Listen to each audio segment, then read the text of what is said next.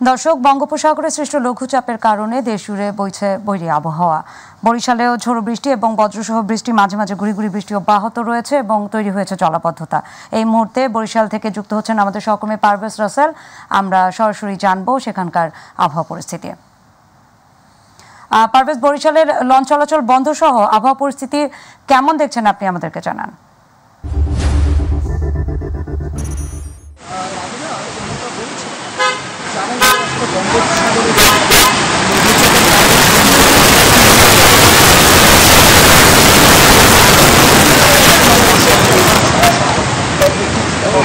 পাশাপাশি যে টানা আসলে গত দুদিনের যে বৈরী আবহাওয়া টানা বৃষ্টি হওয়ার আশেপাশে পানি কিন্তু জমে উঠেছে। সব মিলিয়ে যে আসলে বরিশালের যে সাধারণ মানুষের মধ্যে যে পানির সৃষ্ট পানির যে জলাবদ্ধতা কিন্তু মানে চরম একটা দুর্ভোগের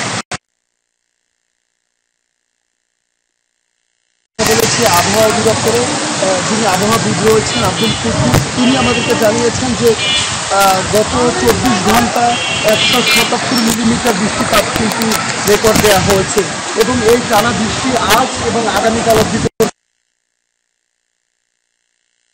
অধিবেষ্টিত অঞ্চলের মানুষের জন্য যে ভালো কিছু কিন্তু নেই। সম্প্রতি বরিশালের জলাবদ্ধতা যত অলিগলি রয়েছে সব জায়গায় কিন্তু পানি জমে গিয়েছে এবং এতে আসলে নিম্ন মানুষ সহ সকল মানুষেরই কিন্তু যাতায়াত, পাশাপাশি যে জীবনমান অত্যন্ত দুর্বিষহ হয়ে উঠেছে এবং অত্যন্ত প্রয়োজন ছাড়া কিন্তু সাধারণ মানুষ বাইরে বের হচ্ছে না।